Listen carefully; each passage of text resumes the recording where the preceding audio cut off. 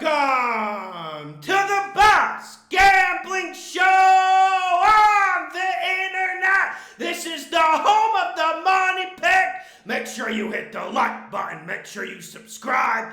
Wildcard weekend. We got the picks. We got the bets. Let's get this money. It's a privilege to go to work with you guys every single week. First game, Saturday afternoon.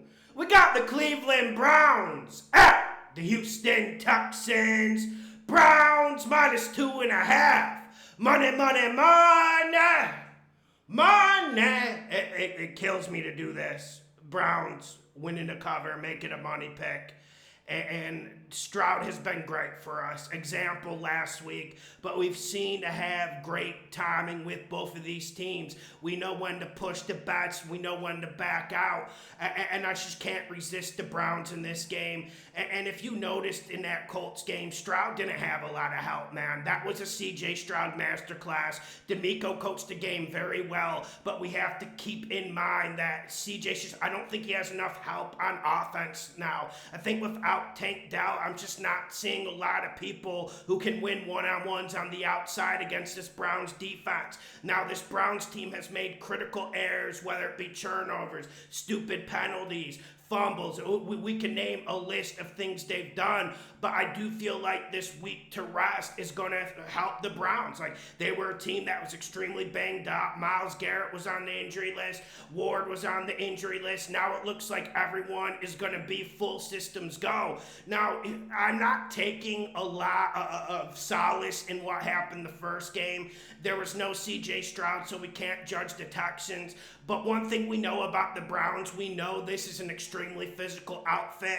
And ever since Joe Flacco has been there, like I even said 2 weeks into the Flacco experiment, if there's a dark horse team that can go on the run, it would be the Browns. And I do like what they're doing. Give me the Browns winning the cover, making a damn money pick. Also, Texans defense is up and down. Let's see how they come out. Either way, I think one ingredient we're going to see from the Browns is a very good running game, something they haven't had the last 4 or 5 weeks.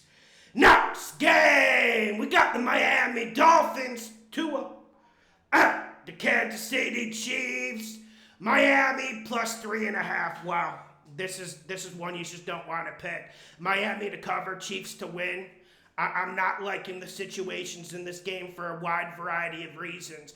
I am not ruling out Miami. I am not counting them out. When you got dogs like Waddle should be back. When you got Tyreek the Thrill Hill, maybe the best receiver we've seen in a generation, I am not going to rule them out, sorry.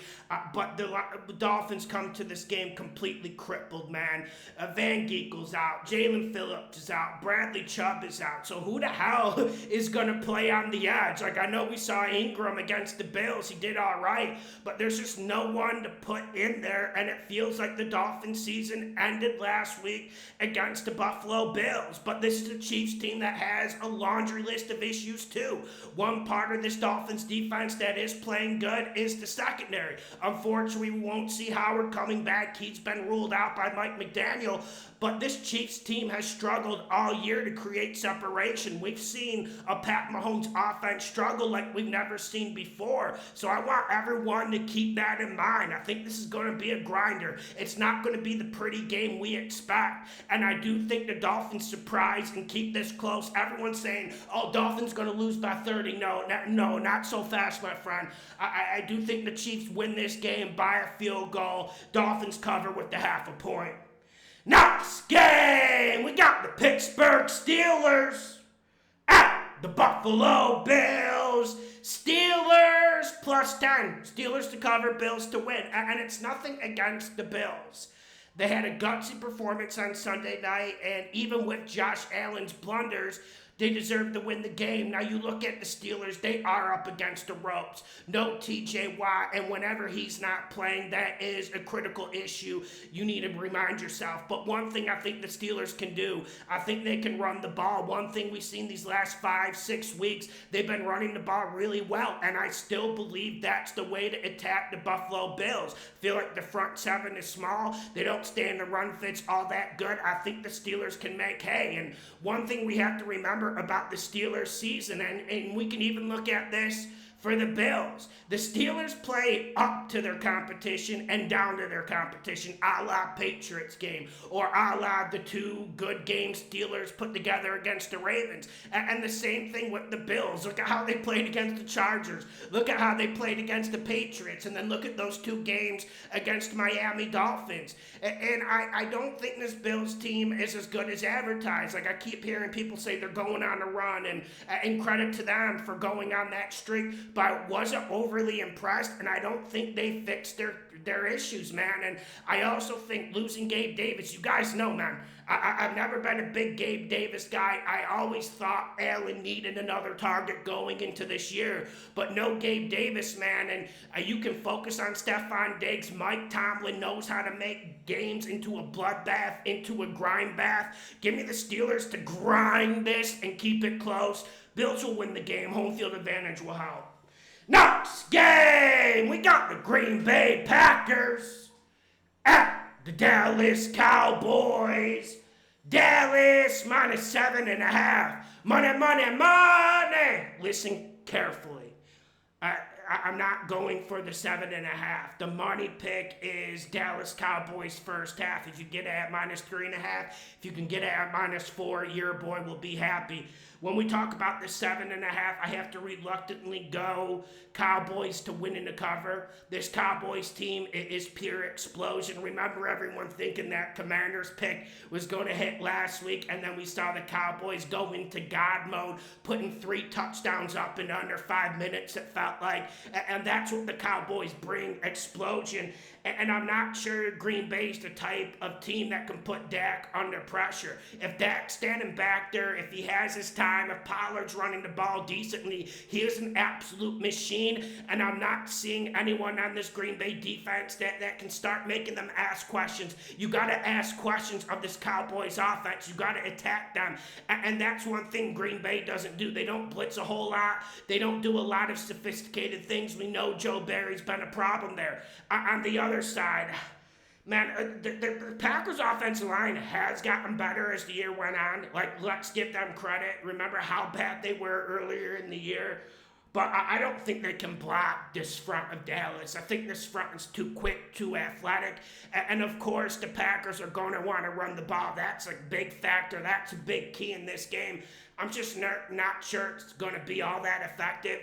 And I'm not sure Jordan Love is going to be able to find the space he's been finding. I really like this Cowboys secondary. They play a lot of man-to-man. And honestly, I feel like that's a good game plan against the Packers wide receivers. There's not a lot of dogs out there. There's not a lot of separation being created. That's why Jordan Love deserves a lot of credit for this late season renaissance. But overall, I think the Cowboys are better on defense. Cowboys are better on offense. I got them to win and cover with the 7.5, but just be careful with this. This hook could be brutal. The Packers aren't going to quit if they're down by 14, so everyone remember that. Next game, we got the Los Angeles Rams at the Detroit Lions. Lions -3. Money, money, money. Money. Lions winning the cover. Yeah, we did finally see Dan Campbell take some criticism last week. Do I think it was fair? Yes, but I don't think he's doing anything wrong, and I think his team is going to be ready to go, and I think Goff is going to spin it.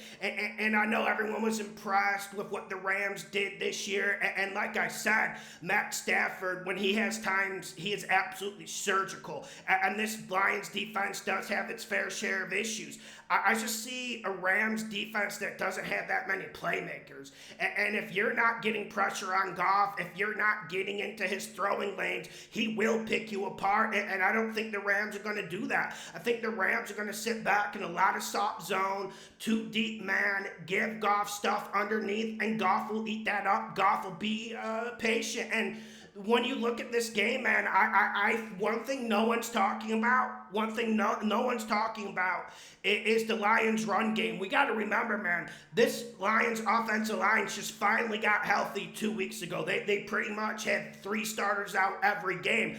When you get this offensive line healthy, yes, you worry about the Aaron Donald equation, but the rest of the matchups are heavily weighted in the Lions' favor. And I know everyone wants to talk about Stafford and Nakua. Everyone wants to talk talk about Cooper, the God Cup, like, I get it, but this is playoff football. This is physical football. Give me the more physical team. The -3's at -120. The -3.5 is at -100. So do your math, do your research. I don't like the hook. Give me the Lions -3. Make it a Dan money pick. I think we see Dan Campbell magic. And at a certain point, this man has won us so much money the last 2 years that aren't we kind of pot committed? And I'm not trying to make an excuse. I do like the matchup here, and one X factor that I think is going to run wild in this game. I think Jameson Williams, they're going to get him open, man. They're going to get him open, and it's looking like we're not going to get Laporta. Campbell's saying it's an outside chance he plays. I don't think he does, but I don't think it makes a difference, man. I think the Lions have the more physical and nastier football team, and the Lions at home, sign me up, baby. Next game, Monday Night Football. We got the Philadelphia Eagles, Hurts, at the Tampa Bay BUCS. Eagles -2.5 BUCS to win in the cover. This might be the most interesting game of the weekend.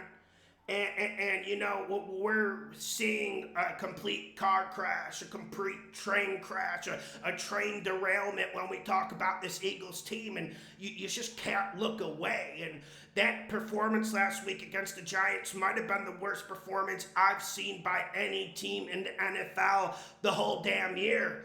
And I don't know if the Eagles have an Alamo in them. I don't know if they have a last stand, so to speak. And this is what this game comes down to. It'll fuck the X's and O's. Throw them out. Fuck the coaching. Fuck the players. Fuck the personalities. This is about the psychology of the Philadelphia Eagles going in this game. And I said 2 weeks ago when A.J. Brown had that players-only meeting, that's kind of like a nail in the coffin. Whenever you hear about players-only meetings, it just doesn't seem to work. It doesn't seem to have much impact. And I do like what the BUCS are doing right now. And I think these two teams are drastically different than the first meeting earlier in the year in Tampa. I do think this BUCS offensive line has gotten a little bit better. And we've seen Baker Mayfield get more comfortable in this system. And you want to know what? This is on Baker's shoulders too, fellas. Let's look at it, man. You got an Eagles secondary that can't cover anyone. You got an Eagles defense that doesn't seem to have the old pass rush it had. Have we seen them have much pass rush? We got a lot of Eagles fans on here. Have we seen the Eagles rush the passer at all the last 6-7 weeks? And that makes that secondary even more vulnerable. And when you're making desperation heaves, like giving Matt Patricia the play calling, I don't think that is going to help. And I don't think that's going to be able to stop a BUCS offense that's ready to go. They're healthy coming into this game. And I honestly feel like all of the pressure is on the Philadelphia Eagles. And I'm not so sure they can respond. And I am worried about Hurts. I'm not even worried about that finger. I'm sure we all saw that finger injury he suffered against the Giants. But he's been banged up this whole year, and the performances just keep getting worse and worse. And I honestly think the Eagles' offensive play calling has been bottom 5 in the league. And maybe you could say, Lawson, you're just trying to defend your boy Hurts. That play calling has been absolutely heinous, absolutely brutal, and I think going into this game, I really feel like the BUCS defensive line, I feel like the BUCS defense line can shut down this Eagles run game. Like, I'm not saying Swift is going to only go for 40, 50 yards. But what I am saying is it's not going to be like the first meeting. The Eagles aren't going to get those chunk running plays, and I don't think they're going to get 7 or 8 quarterback sneaks. Give me the BUCS +2.5. I don't want to bet it, though, because you always have to fear the Eagles. I just asked an open-ended question to you guys. Do you think we'll see a response? Do you think we'll see some sort of Alamo? I'm not sold on it, fellas. Make sure you hit the like button. Make sure you subscribe. The best gambling show on the internet. 2024. And during this time of year, I always feel a little bit melancholy. Like, I know I should be up for the playoffs. I'm excited for it.